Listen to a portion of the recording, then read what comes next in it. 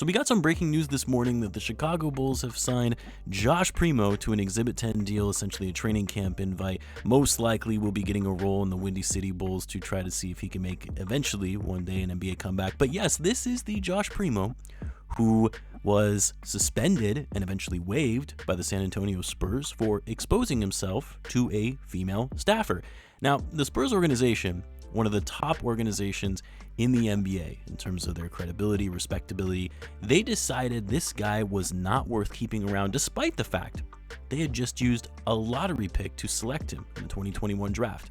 Obviously, Primo went through a number of legal battles, but then eventually got picked up by the Clippers this past season, and yet again received a 4-game suspension more recently for conduct detrimental to the team. Obviously, we didn't get any details on what that means, but it's probably not something good.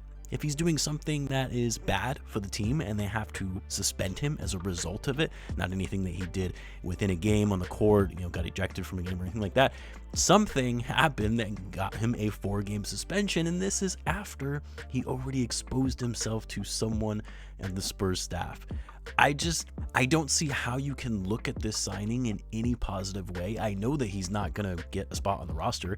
He's likely going to get that last 2-way deal just based on what reporters have said, both Casey Johnson, Darnell Mayberry, that he's probably going to be playing with the Windy City Bulls. But I just don't see how this is at all a positive signing for the Bulls. I'm trying to look at it every way possible. Yeah, you could argue, okay, well, he's still young. He was a former lottery pick just from the draft in 2021. So maybe he still has some upside. He can turn around his career.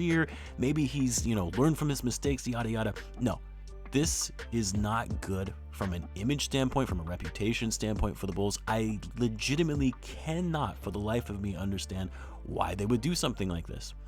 I get it. He's not going to get a spot on the roster. I get the fact that he's just probably going to get a training camp deal. He might not even make it on the Windy City Bulls. Who knows? But it's just not a good look. It's not good for the optics, right? It's like when people sign Kevin Porter Jr. or Miles Bridges. It's just not good for the optics. Yeah, they're talented players, but is it really worth it? What kind of message are you sending to little kids when you're allowing people that are abusing women to be in the NBA? I don't understand it. I really don't. And the other thing I keep hearing is, oh, well, the Bulls signed Josh Giddey. How is this different from Josh Primo? Look, Giddey was never found guilty of anything, right? I'm not saying that, he's absolved of any wrongdoing. We don't know the whole story.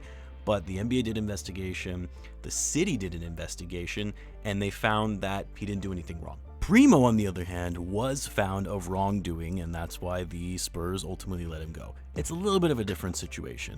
Not only that, but Primo is not as talented as Josh Giddey. So, we'll see where this kind of goes from here, but just not a good look for the Bulls. I really don't get what they're doing sometimes.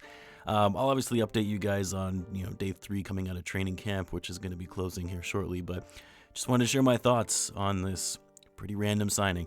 Let me know what you guys think in the comments. As always, be sure to subscribe, and I'll see you in the next one.